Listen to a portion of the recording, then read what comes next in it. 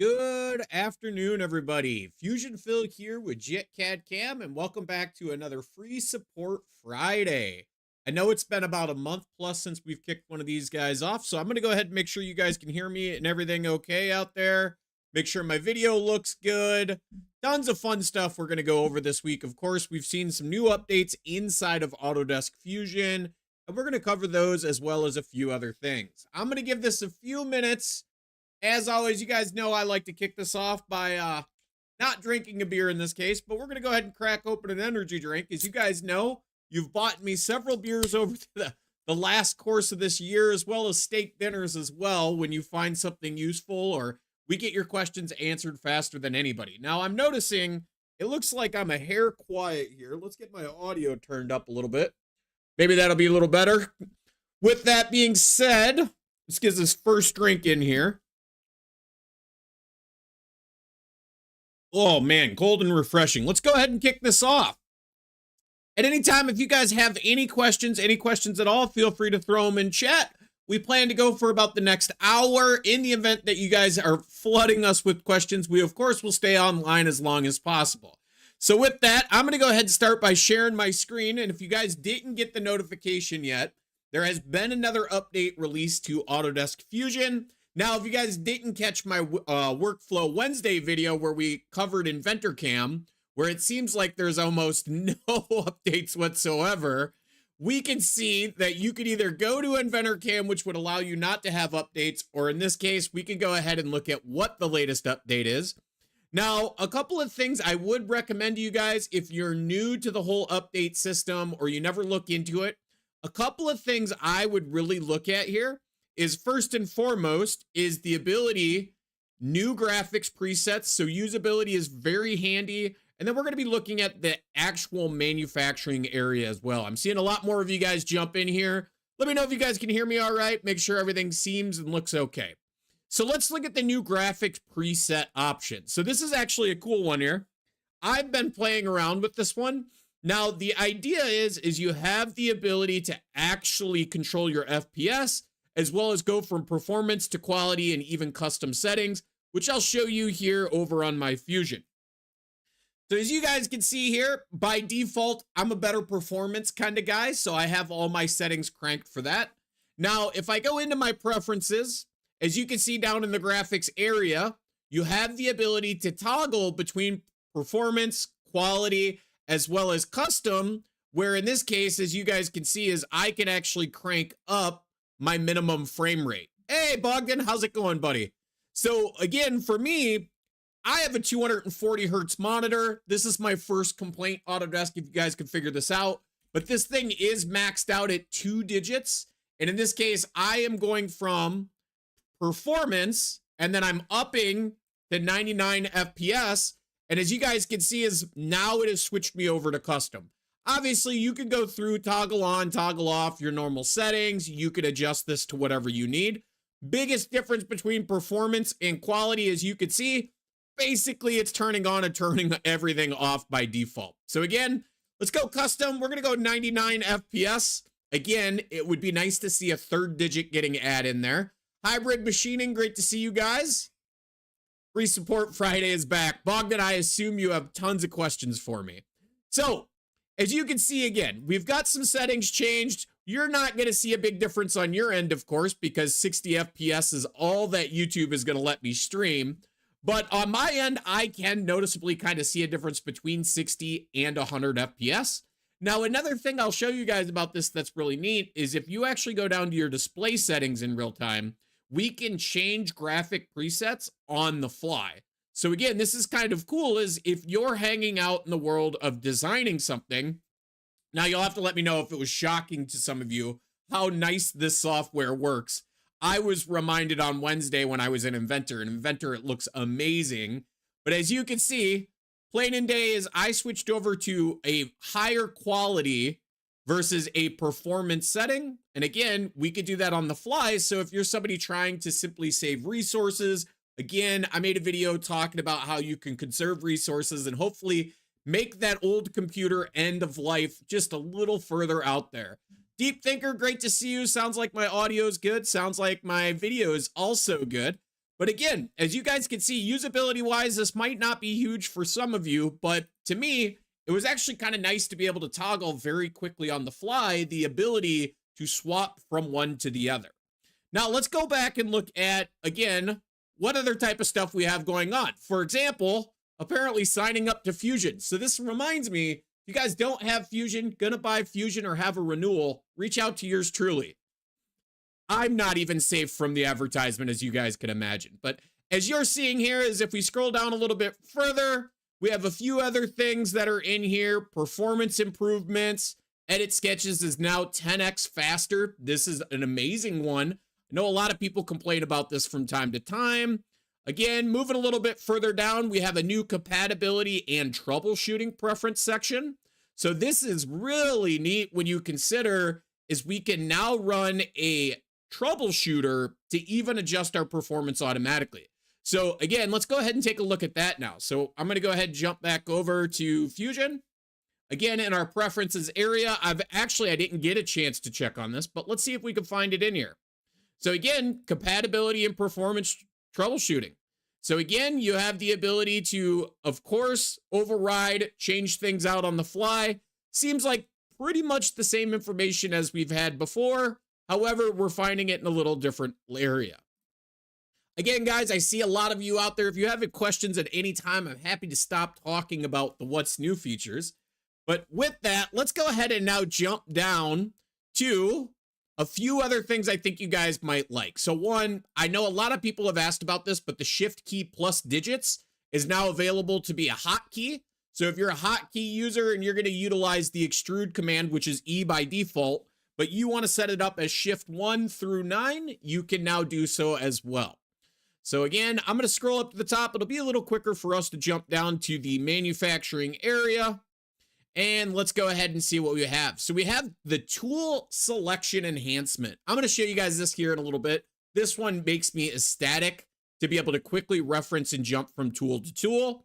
Again, custom cutting presets, awesome. We can now link that tool back to our library and push our presets to and from. And again, we're going to play around with that a little bit today. So again, geometry selection, chaining.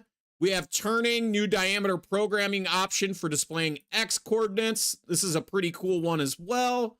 And then we're getting into additive manufacturing. So again, not a huge update for the manufacturer workspace, but we are seeing, again, more and more updates as you can imagine. So let's go ahead and switch over and let's look at getting some toolpaths on this part. So again, we're going to go ahead and create our setup as always. We're going to go with milling. There we go. And from that, we're already hitting and seeing that toggle box, right? So it says no document tool. So let's go ahead and select the tool. Now, if I go into my good old trusty VF2, I'm selecting that face mill. As you can see, it has now appeared in my list. So if I switch out to different tools as I program this part, I can quickly go back and grab that tool. And you're going to see why I think this is so valuable here. But as a whole, we still have the ability to swap out our speeds and feeds. Maybe this is some good old-fashioned aluminum parts we're working with. And we're going to hit OK. So now with that being said, is if I go back and edit, let's go ahead and take a look at if we did a default preset. Now, I don't see the ability to save our additional presets as we've kind of saw there, but if I was to go to my tool library, let's take a look here. Again, we're going to go ahead and edit this tool, and let's look at our cutting data, and let's just add, you know, something like a 1018, right? And this will be also for finishing. So again, change out our speeds and feeds. Maybe we're at like 3,500, 15 inches per minute. We're going to accept that. Now, I would be curious to see how is this going to push the information back to our actual tool library. Maybe I misread that. Let's go back and take a look at it. So again, we'll scroll up here to where it was explaining that. Always helps to watch the video, right? So that's the tool selection, geometry, new save custom preset directly from Toolpath. Prior to me, blah, blah, blah, blah. 3-dot menu next to presets allows for creation of a new preset. All right, let's take a look. Maybe I missed it. Maybe we didn't need to set that preset there. So again, there's our preset. There's our fancy 3 little dots.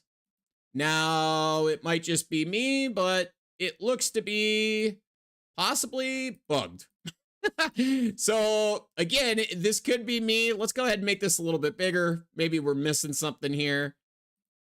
Nope. See, again, I think at the end of the day, there might be just something wrong with my update. But again, as you guys can see, we do have that ability to switch out our speeds and feeds, of course. Now, I am going to take a look at this one other way, because like I said, it would be really neat if we were able to push this tool data back to where I pulled it from inside the software. So let's take a look at something else here real quick. So this is the tool we've already edited. We got a drop down, accept this new tool. So that's kind of neat, is the ability that we could actually accept as new tool. So save edits to a new tool, leaving the current tool unchanged. So you could basically do a file save as, right? Now, from that, again, I'm not seeing, maybe it's just me, presets. Yeah, so it doesn't look like they've got it where we can link the tool back. So I am the one that just apparently can't read, which is why you guys could assume that I'm really good at math and became a machinist more than it was I became an English teacher. Now, I do know, though, this is kind of a neat one, and I think they snuck this in and nobody really caught it, is if we were to select a machine, for example, oh, we're going to have to download the model. Let's go ahead and swap out to what's in my local library that's already downloaded. Here we go. Generic machine.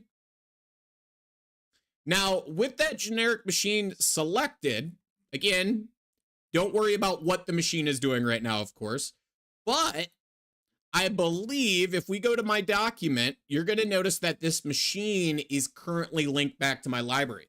So what I'm really hoping is from a tool library standpoint, they do the same thing, right? So you guys are probably guilty of it. I'm guilty of it. You pull tools to do a job, and then all of a sudden it's like you've changed those speeds and feeds for some reason, or you've added more to it, but it never makes it back to your main library. Now, this is something you need to be careful of at the end of the day, because again, is if I needed, for example, and this might actually be a perfect machine for this. Let's say, for example, I'm actually not going to use the 4th axis, right? Maybe I've taken it off the table. This is a small part for running this part right now. So if I was to go in and edit my machine simulation, not my machine simulation, but my machine definition, and in this case, delete my A axis, what's going to happen is this is going to actually push it back out to my machine library, right? So this is the thing that, again, you got to be careful of. It's got some good, it's got some bad, right? But if I was to actually do that, because my machine is linked, again, you're seeing this in real time, it would push that data back to my original machine, right? So just, again, keep that in mind when you guys are making changes to your machine definitions for circumstances. Again, moving home positions. This reminds me to show you guys something else. Let's go ahead and pop this edit back open. Give her 1 sec here. Again, as you guys see now, this is another big thing that's kind of snuck its way through, is the ability to set a tool change position different than where the home position is. This is massive to me, right? So if I needed, for example, to send my machine to a certain location, more common on a horizontal, to do a tool change at a tool change door, I can now set that tool change position. And that position can be completely separate than what would be considered my home position. So again, maybe you want table center all the way to the front, but you want a tool change with the machine to the far right in the back. You now have that ability to set a tool change position based on that information. Again, super nice type of stuff here. You have that ability to also plug in things like a certain degree that you want to rotate the rotary. Following that up with, of course, Z height also has a tool change position as well.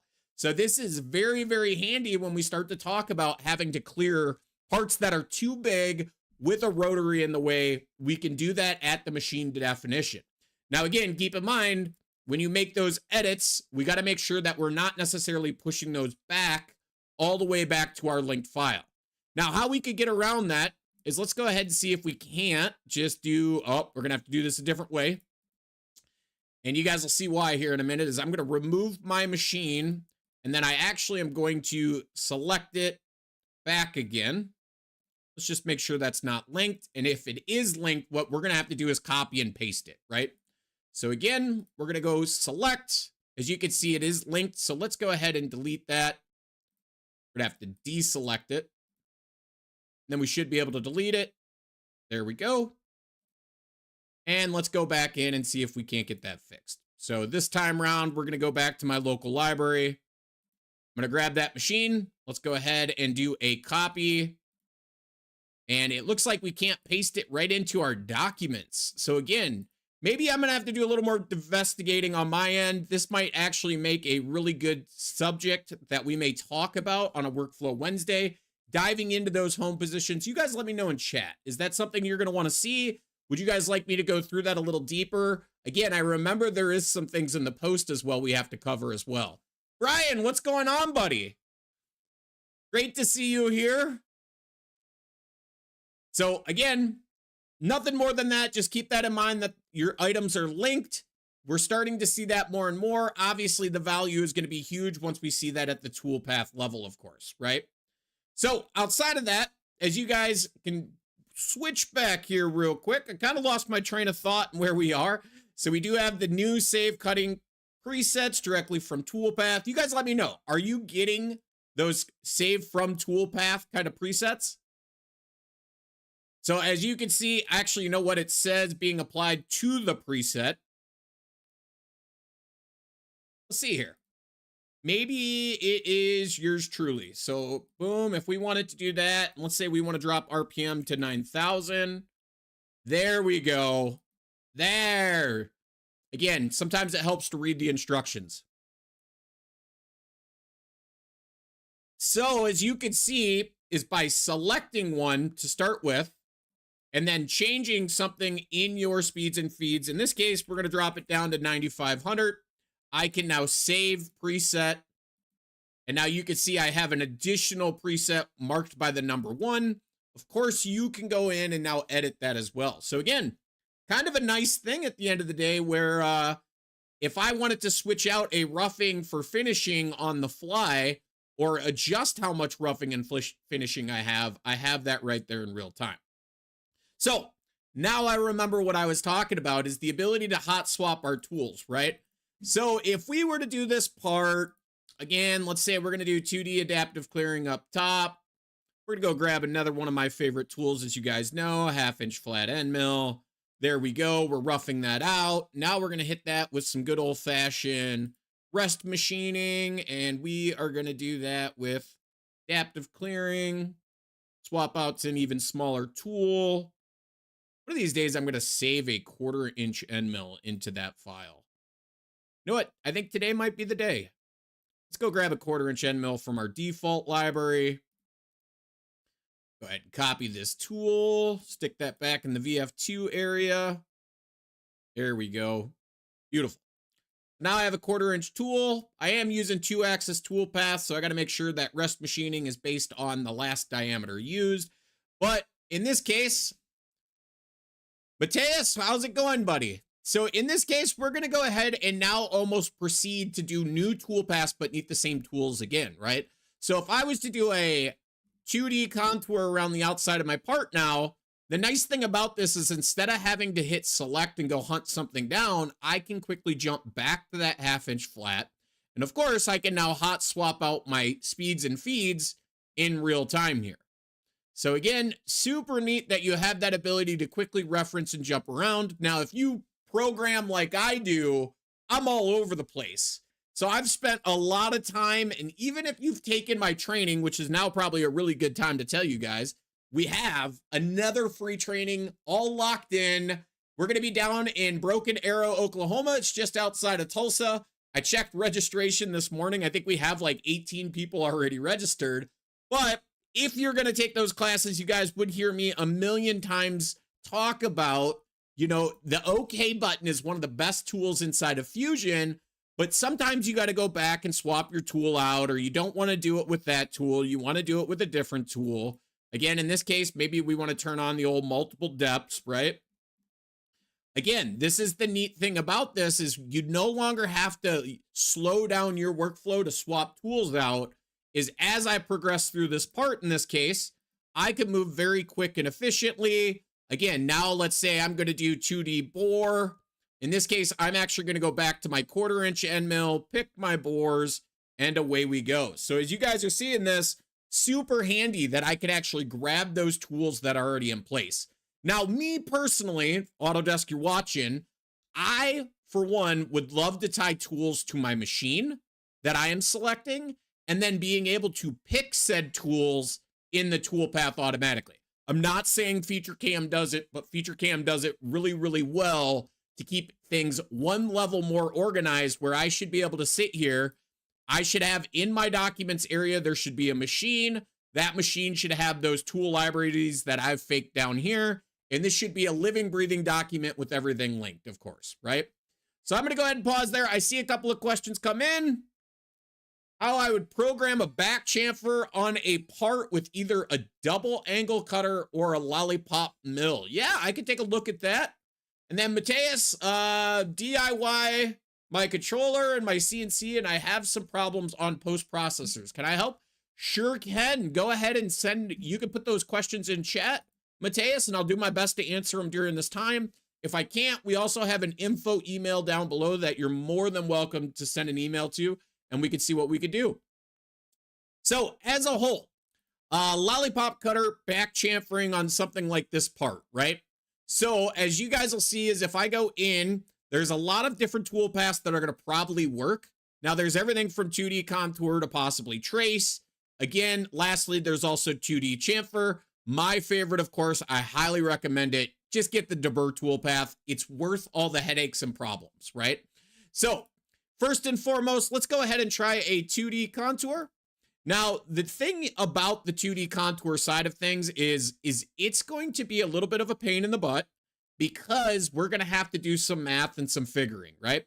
So in this case, let's go ahead and grab that 1/4 inch lollipop. Now we are going to have to edit that tool. So let's go ahead and edit that tool to get her a little more stuck out. So again, we have our overall length, length below holder, shoulder length. That's the one we want to update. So we're going to go ahead and stick this tool out 1 inch. Let's go ahead and give it also a 1 inch shoulder length. Let's make it 1.5, right? Let's make it a little nicer, a little more pretty. So as you guys can see, I now have my lollipop cutter. With that lollipop cutter, as you guys can see, I need to pick some geometry. Now I'm going to pick the lower rail here as if I wanted to chamfer around the bottom of my part. The problem is going to be is Fusion is thinking this outer corner of my profile from center, right? So again, what I really need to do at the end of the day is figure out how far down and how far in do I need to shift, right? So first and foremost, I need to know my ball diameter. So I believe it's a 1/4 inch diameter ball. Now to get so that I'm touching the outside, we need to go at least 250 deep to get down to the right depth. So let's fix that. So we're gonna go into our heights tab. We're gonna say minus 0.250. And now if I was to simulate this, I'm actually wrong in my math. We don't need 250. We need 125, right? So we need radius, not diameter. So what I'm really looking for, if I simulate this now, simulating with the machine, which I shouldn't be doing, but as you guys will see here, oh man, we got all kinds of color coding going on. Let's go ahead and get my graphics changed back to performance so I can see what we're doing. But what I'm really looking for, ignore this lovely crash, is the contact point of where my part is actually hitting, right? Now, again, this is where you could do a whole world of math, or in the great world of thinking outside the box, I might do a little sketching here, right? So what I'm drawing is my 1/4 inch ball. And then presumably I need to know on that ball where I would like that tool path to touch, right? So an easy way to do this would be with nothing more than a rectangle from center point outwards. And then with that, I'm going to need to know from this point, for example, to that line to shift in my X and my Z, right? So again, whatever this is going to be versus whatever this is going to be. So we're going to go ahead and create driven. Now we have a driven dimension because if this dimension was to change, let's say, for example, we're going to go down to 070. We're going to then get 104 here. Now, the real trick is going to be is we're going to use stock to leave to shift our tool. So something we might actually want, I'm going to get this 1/4 inch dimension out of the way so you guys can see this a little better. So what I'm really looking for is to get this point to touch my part. Now I could shift in and over a little bit more, but this is where the fun of kind of like trigonometry all comes in. I'm cheating the system, right? So I need to go another 70 deep, and I need to not be 104, but I need to be half of 250 minus 104. In this case, it comes out to 0.021. So let's go back to manufacture. So again, we switch out to manufacture, not on our sketch, of course. Let's go back to the other side. So again, using stock to leave, and this is just, in my opinion, the stock to leave is the easiest way to do this, is axial, we need to go down, what was it, 070. So I'm going to say minus 0.070. And then radially, this is where I need to, again, minus 0.021, getting us shifted over and down, right? So again, now I can simulate this toolpath once again. Give her a sec here. What you're going to notice is we are now down underneath my part, right?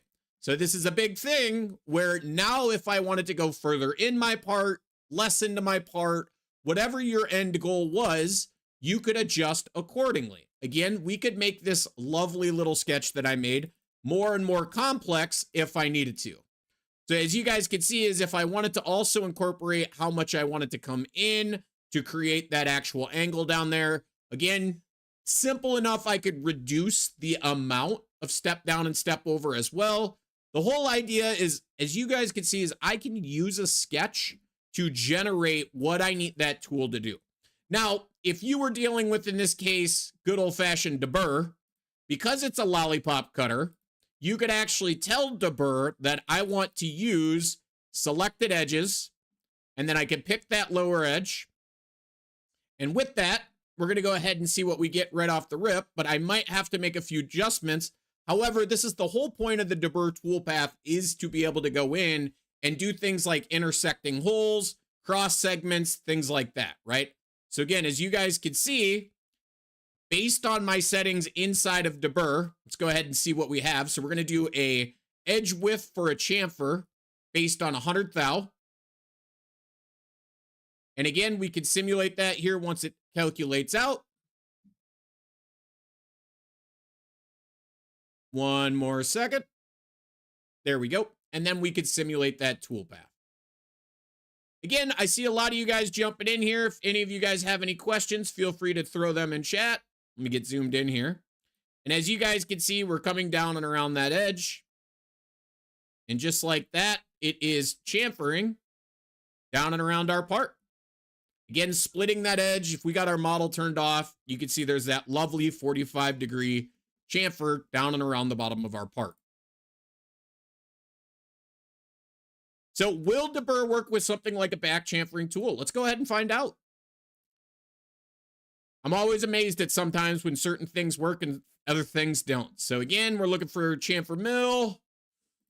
Here's our chamfer mill. Let's make sure that we can actually do inclusive 90. Try to remember how to set up a backside chamfer tool. And I think off the top of my head, what you have to do, so let's go dovetail cutter or, yep. So it's not going to like that. You would have to actually possibly call it as, let me think here real quick. It might actually have to be something like a face mill. And then with the face mill, I believe you could set a secondary angle here. Maybe I'm confusing things.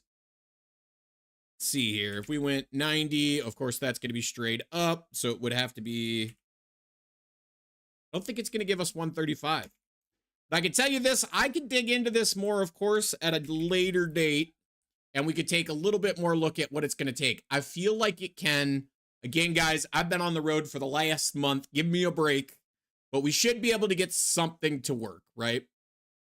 So with that, what other things, you think you used a thread mill? Yeah, so I think the only problem you're going to have is inside of Fusion is, depending on the tool that you defined, you may or may not get a good outcome, right? So Again, yeah, 0.2 thread pitch is going to be insane.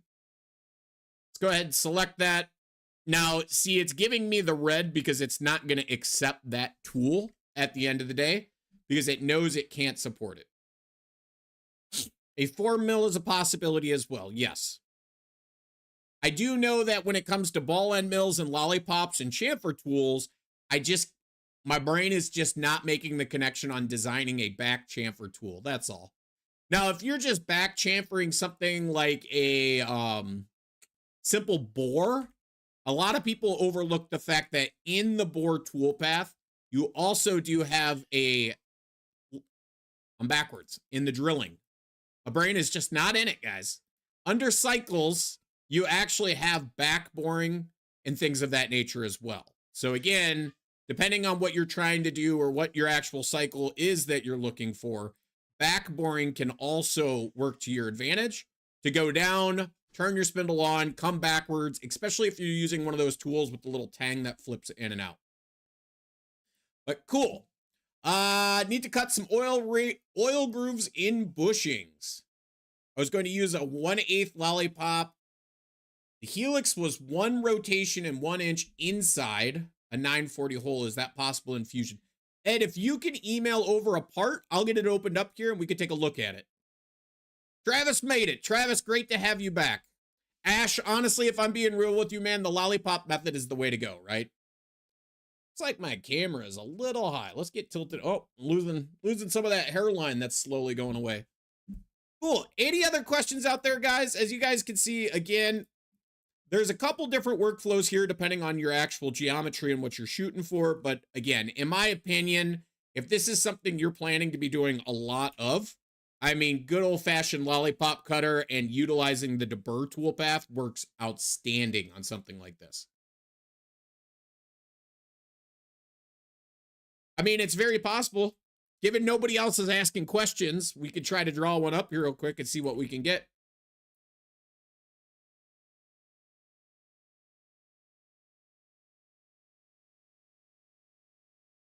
Let's see here. And we're going to go ahead and go parallel.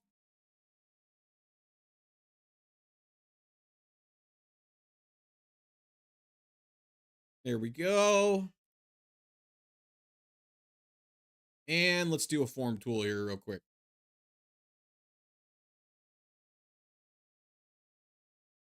The compensation point's going to be the tricky one.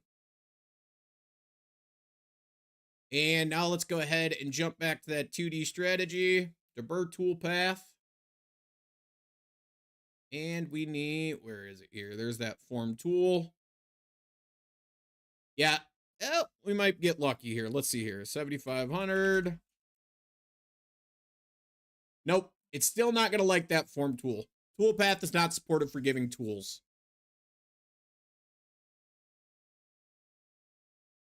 But as you guys can see, again, it's yours truly just having a very long month of being on the road and trying to figure out what is going to work there. Now, I do know if you guys were doing this with like a spot drill or a physical chamfer tool, it would allow it technically. So again, it's just not going to give you that backside chamfer type of setup, right?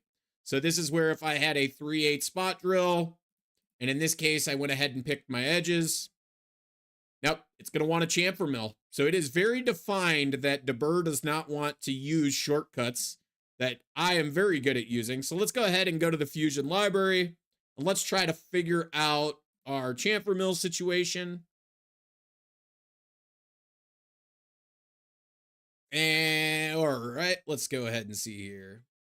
Close chain. Let's just go ahead and give it a little easier area.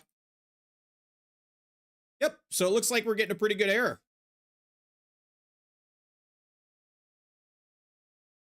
There we go. Let's go ahead and edit. Again, need to increase our flute length is what it's claiming. So let's take a look at our cutter. You sent the bushing file. All right, I'll get it pulled up here in a minute.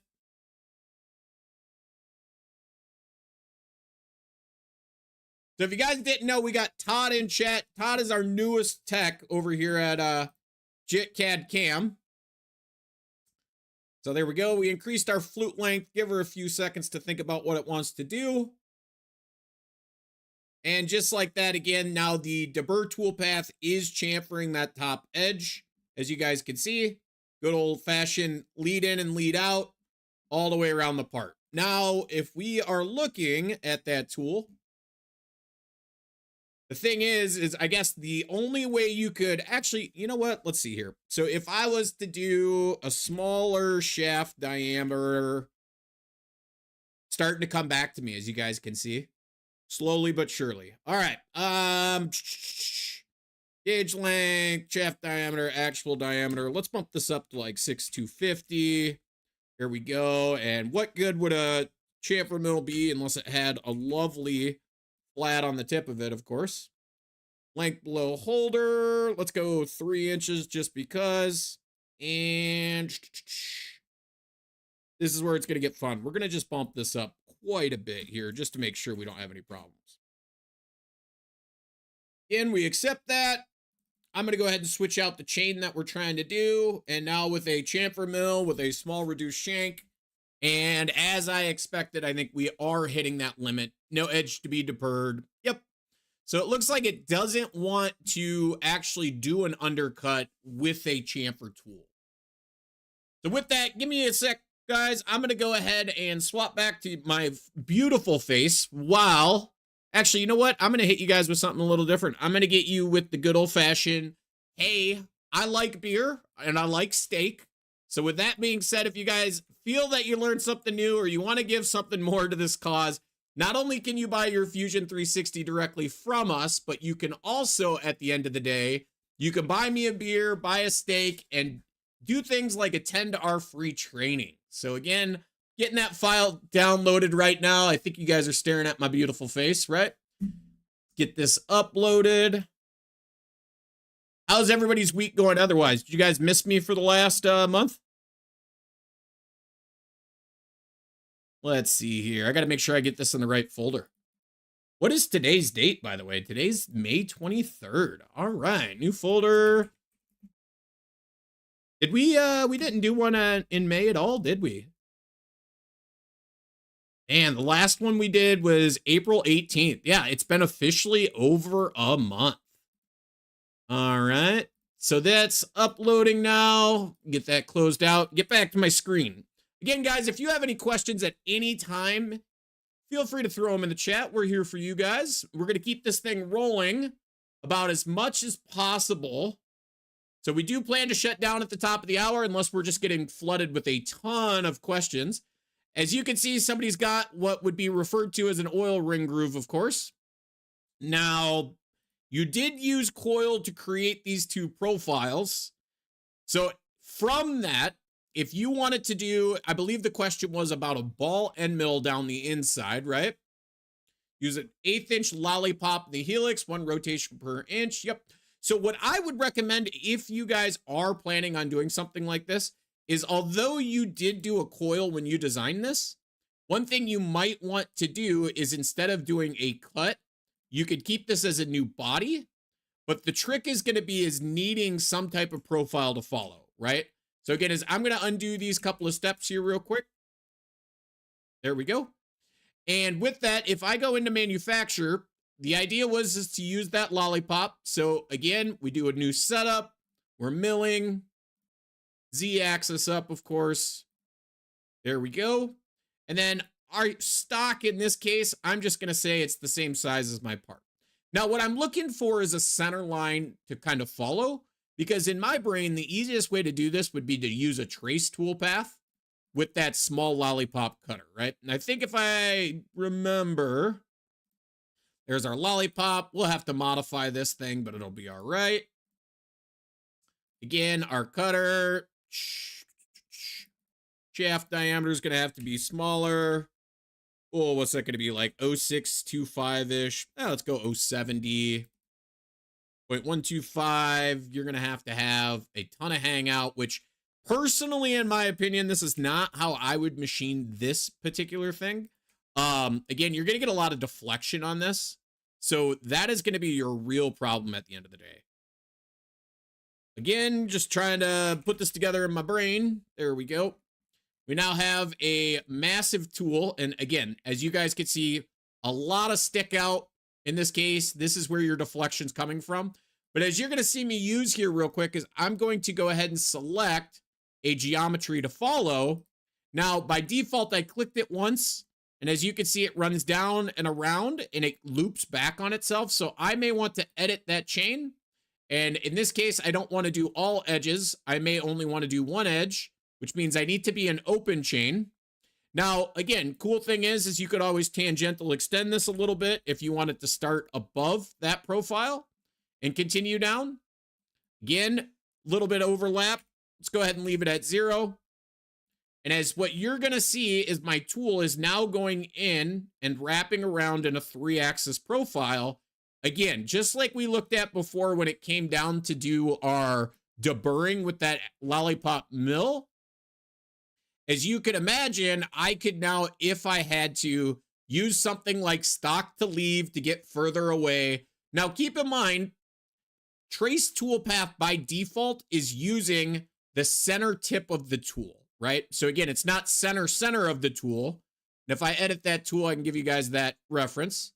So as you guys can see here on my cutter, this black point represents exactly where the toolpath is being calculated from. So what I really need is a way to project an edge outwards and then use that edge instead. So now thinking about it, what might be really easy for you to do, again, you're using a 1/8 inch ball type of scenario. If I go back to design and I do surface, and I'm going to go for an offset surface. Now what I'm going to do is I'm going to grab this surface and drag her in, whatever that radial diameter is, right? So if I need it to come in 0.625, again, we might have to go out a little bit to get to the edge of the tool. But all I'm doing is I'm cheating the system by making that surface in there so that I can grab this one little edge for the center line of that cutter. That's all I'm doing. So again, some tricks of using design tools to change what actual edges I pick for my tool path.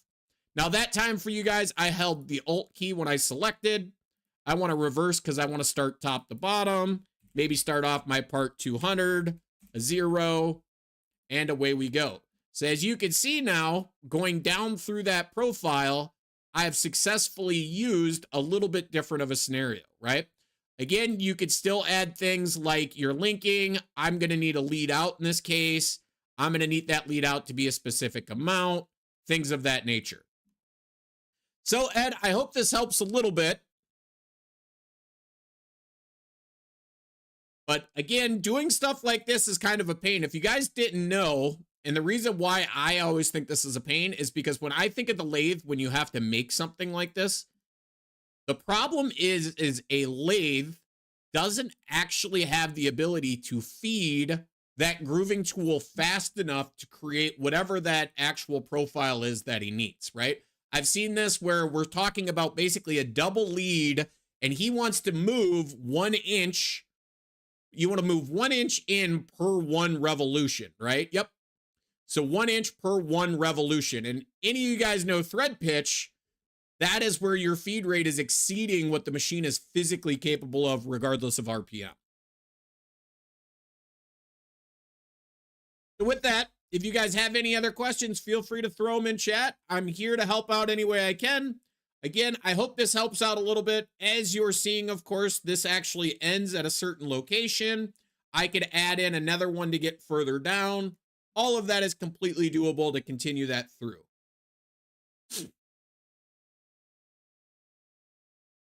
Cool. Anybody else have anything?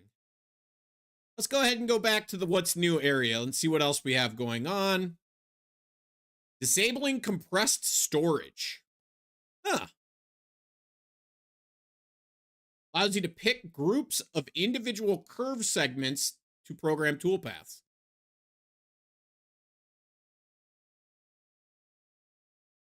Change the internal storage mechanism for change selections. Allows faster performance once again with chain selection, continuing very large numbers of elements. However, see, this is the importance. This is something I know a lot of you guys out there, I see it in the Facebook groups. It always makes me laugh is like, hey, Fusion slows down because they're adding so much stuff. Now, as you're seeing, they're going back and fixing a lot of that to get the performance back up to par, right? Now, there is a literal statement in here that, what is it? Unfortunately, we have had some reports of chain selections becoming lost in some circumstances when the model is changed. So, again, this happens. Drive with sketches. But again, as you guys can see, something that you would never know was changed inside of Fusion. There is a little bit of a known issue with it. Keep it in mind, they're going to get it fixed. But the whole idea is to increase the performance, right? The performance at which stuff works. So again, we can go ahead and scroll down. Let's take a look again, displaying X coordinates. Be curious to see this one. Oh, nice. So you can look at the toolpath moves. And again, they're going to show you diameter programming. Awesome. That is nice. So again, if you guys didn't know, on a lathe or a mill, diameter versus radius makes all the difference when you get on that lathe. But as you're seeing, as they now have the ability to show your radii cutting and your points and positions based on diameter versus radius. And again, all they did was they went into their preference. If this is something you're doing, under the manufacturer tab, and we'll scroll down here to the bottom, there is now, where was it? Diameter programming. So again, depending on how your lathe works, again, some of them want your diameters in X, some of them want radius in X, right? I know in the world of Fanuc, I feel like, what is it? Everything is in like diameter mode, except when you make a fillet, then it needs to be radius, and it's a little crazy. But that's why you guys have myself and somebody like Todd in chat that's here to edit your post-processor to make this stuff work, right? Speaking of post-processors, I do remember somebody had some questions about a post-processor, did they not? Fourth axis and TCP of Fusion working the mill following the anger not working properly. Mateus, I'm going to need to see the part and then your post-processor. If you want to email that over, I could take a look at it and we could pop it open here and investigate a little further.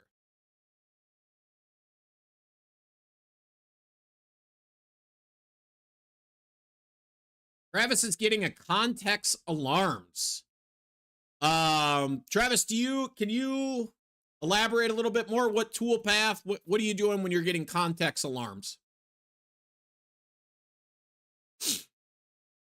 Always happy to take a poke at that to see what we could do. And with that, what else do we got here? That was about it. There wasn't a lot. Doesn't look like there was a lot. Fixes, regular updates, smooth and effect user experience, reported bugs. Anything. Geometry selections lost when copying toolpaths. Apparently that was a bug. Cool. And why not? If you guys want to, I don't usually recommend it, but if you guys wanted to get on the Insider program, don't forget that you can get on the Insider program, see what's new coming to Fusion 360 and what else is going to be out there. So I'm going to go back here and Mateus, let me know when you go ahead and get that sent. When you bring files together for like fixtures and stuff. Okay, let's take a look here. So basically when you're inserting something into a component, right? Go ahead and get this saved. We don't need that anymore. Definitely don't need that. Are you right-click inserting into design, or are you doing something else?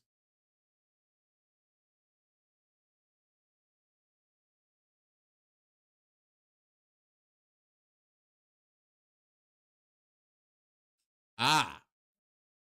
So it's something that might have been in place prior to, right? So I think if I remember correctly, Is this something old that you're opening up since we switched to the Team Hub, Travis?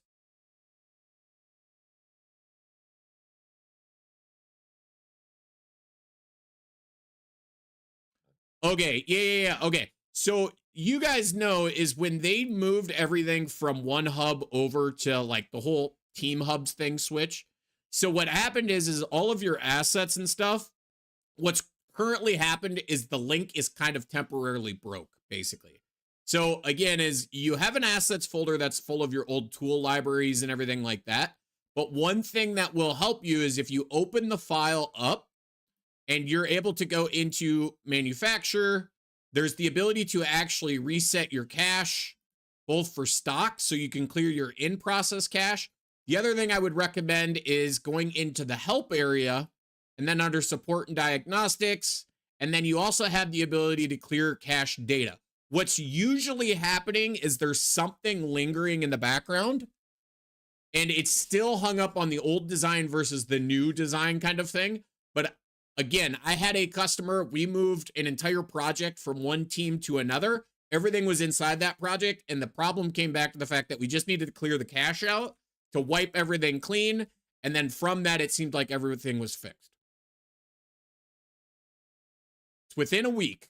So we could, Travis, you know how to get a hold of us. Go ahead and throw us a support ticket. We'd be more than happy to help you out.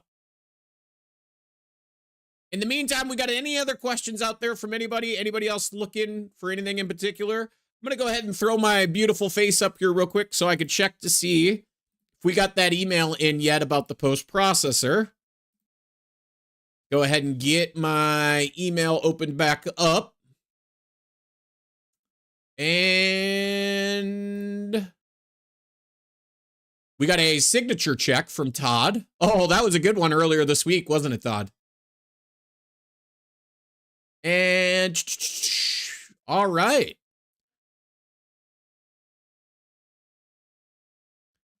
As you guys can imagine, we have a lot of moving parts over here at jitcadcam now. We've also brought on a new salesperson named Heidi. If you guys don't know Heidi, and you're basically west of the Mississippi, she is now the new sales rep taking over all of that area. And to say the least, hear me out.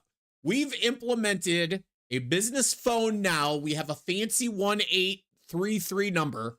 I say 1833 because for 2.5 months straight, I've had my email signature as a 1-800 number, and nobody has ever said that that number doesn't even work until we hired Todd, of course.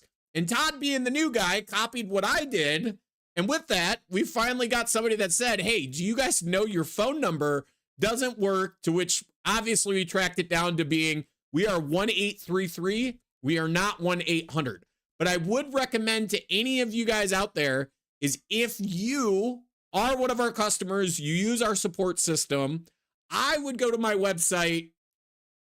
If I was you, I would go to our website and get that 1833 number and save it in your phone as jitcadcam. So not only can you guys call us, but when we call you, you don't think I'm a telemarketer, of course. How's everybody else's week going? We're coming up on an hour. I'm not seeing a ton of questions. I know this is the first week back after over a month. I didn't expect a ton of you to show up.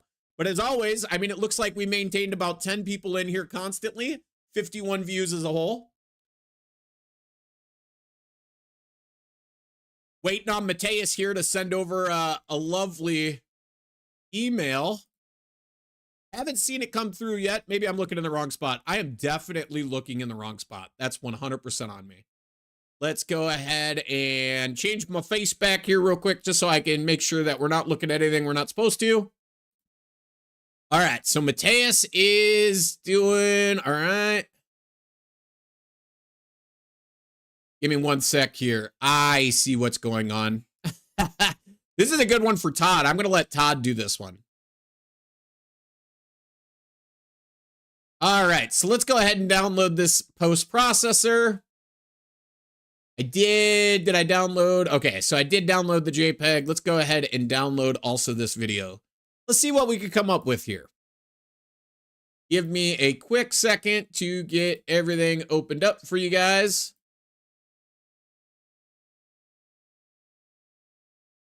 We're going to go ahead and pause the video. There we go. All right, cool. And I need to get OBS open back up so I can see you guys. So, yours truly here. So, as Mateus is asking, he built a DIY/homebrew 4th axis machine. As you guys can see here, what he's trying to use right now is called the rotary toolpath. It is a live 4th axis toolpath as a whole. He's also doing that parallel across his part. But when he goes to run said toolpath, this is going to be good. I think you guys are going to get a good laugh out of this. Let me restart the video here real quick. As he's running that part, you can see there is a tracking of the Z-axis is in motion right now when it goes around that actual rotary. So presumably before we dive too deep into this, is station-wise, looks fine to Bogdan. Yeah, looks fine to somebody. So what's happening is his Z-axis, I don't know why his Z-axis is moving. He should have no Z-axis motion right now. He should basically have A, if it's an A-axis, and what I would assume is X-axis or a Y and B-axis, right? What's going on with Z? So you did send us over our post-processor. Let's go ahead and see what we can come up with, right? I'm going to go ahead and edit this. We're going to go ahead and flip our Z-axis because we do want Z-axis to go up here, which means it'll be a little easier to give this an X. We'll work with it that way. Box point. Let's flip our X around. And then we're going to get that analyze turned off. So now I have center of rotation on X. We can delete this toolpath. We're going to go ahead and do our multi-axis. Let's go with just normally rotary parallel. Grab a tool here. We should actually be able to reuse this tool technically. We're coming in on the wrong direction, so let's get our X-axis rotation. We're going to go ahead and do a selected point. There we go. Front, back, sure. Everything's looking good. Step over. Should give us something. Easy enough, right? So when I post this out, let's go ahead and swap our post-processor out now. I have way too many post-processors lurking. We're going to import. There she is. Open NC. All right. So, all right. Sprouter. Make sure there's nothing too crazy in here. Pre-positioned rotaries. Okay. So let's just check the G code, right? So first and foremost, we got a fail here. And the log is telling us has not been customized for 5-axis simultaneous toolpaths. So that's problem number 1. So I assume, Mateus, you also have a machine definition in play, don't you?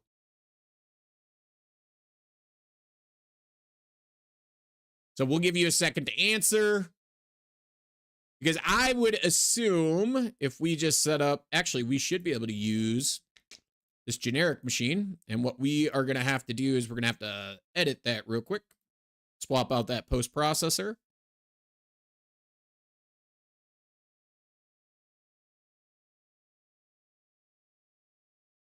The error disappears, but I have that movement. I'm going to need a little more clarification on where you're going with that.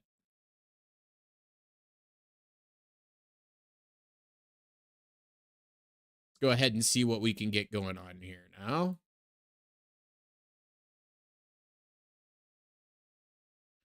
And we got success. So let's take a look.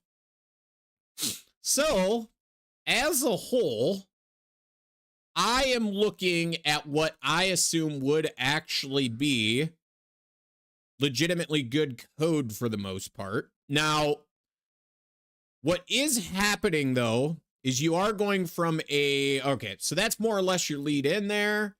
And then we get to a point where you're maintaining Z and you're moving across Y. But why you're getting an output of Y, where's X? There's X. Okay, so that must have been the lead in. Let's just double verify this. And one neat thing is, if you guys didn't know, if we fix this much better, we can see this G code in real time. So first and foremost, we want our part sticking out. We're going to go ahead and flip our x-axis just so it sits inside the machine a little better, right? So as you guys can see, there's my lovely little bushing spinning around my rotary over here on the right. And now with that, let's go ahead and simulate with machine. So depending on if this machine has, okay, we are going to luck out. Cool. So this post has machine definition and machine simulation built in. So now if I look at the NC code here, I have the ability to jump down and see what should be happening, right? So as you're seeing right now, one, my part's spinning off center. Let's not concern ourselves with that. We might have to go back and adjust that. But when it comes to me questioning what is happening, right? This is kind of the neat thing about this is we can single block through this. What I'm really looking for is when we start to get those first couple of positions of X, right? So again, something is happening in his G code, which is causing that first path to be a little strange, right? So for some reason, we are running around the outside of the part. Oh, we're just locked out in X, right? So we made that first full loop. That makes sense. Now we keep going and we are feeding across in X. So it looks like from a code standpoint, your Z is maintaining. Now we aren't spinning on center, so we may need to fix that here real quick. So let's make sure we get everything set up right. Selection, this guy here. There we go. That should clean up our G code. There we go. And now let's do machine simulation one more time. So, again, we are rotating off center, which would lead me to believe that somebody built this machine definition wrong. Let's see here. Give me one sec. Part, there's our fixture. We should be perfectly on center of rotation, which we are not. Who would have guessed that, right? Let's get this back to 0. We are going to do a selected point. There we go. And then let's pull this guy out. There we go. Even the best of us have to start basically back at the beginning a bunch. So let's try that one more time. So let's look at the simulate with machine. And let's get our G code pulled up to see what is happening, right? That is not the G code. This is the G code. So as you can see now, we are moving in Y and Z, and our Z is basically maintaining that 0.6, right? We're getting down to 0.5, 0.4. However, this part is only about a 1-inch diameter. We're back up to 0.6. Again, we're dipping in here a little bit. Probably not the best of parts, nor is it the best of ideas to run this from the back to the front. So we're going to go ahead and switch this around.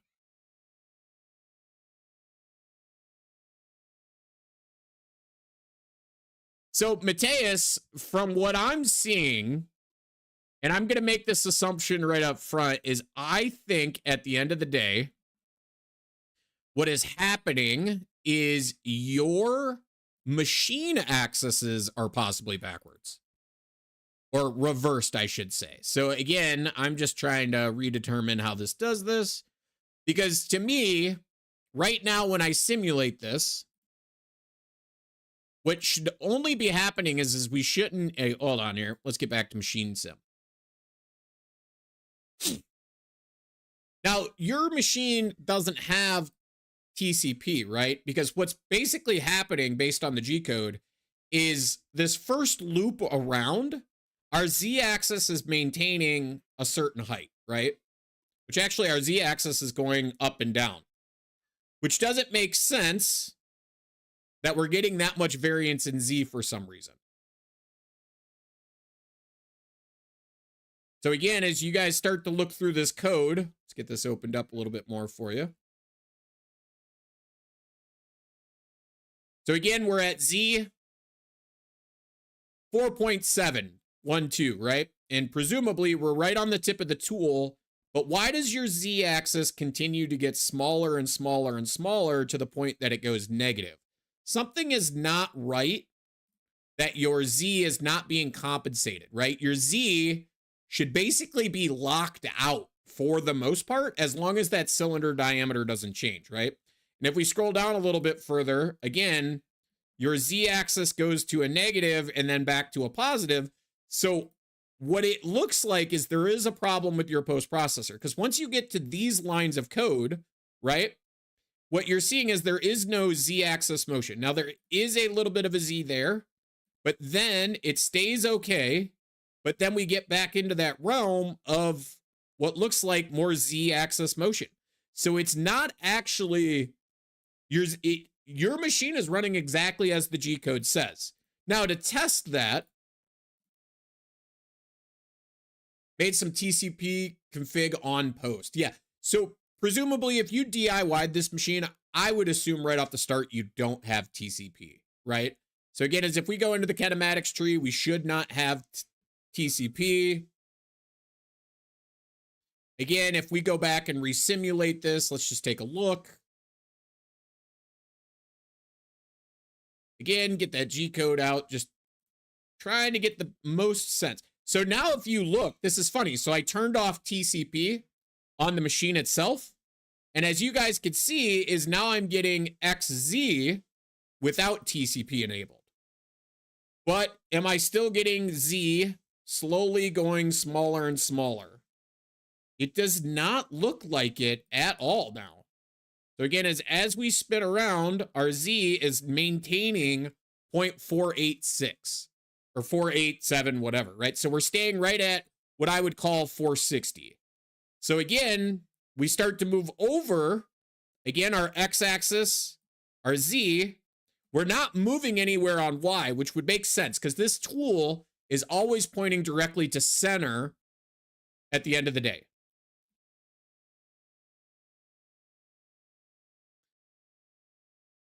So as you're seeing, this is the G code, Mateus, and looking at this G code looks right for the most part, because now you're running across X to Z. There's really no Y-axis motion, which your part should feed right down and around.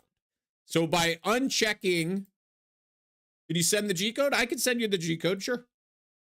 But I would say is if you go to the machine kinematics tree and you uncheck TCP, right here on the A axis, this is what I've changed right now. So again, as if we go in and we post process for him,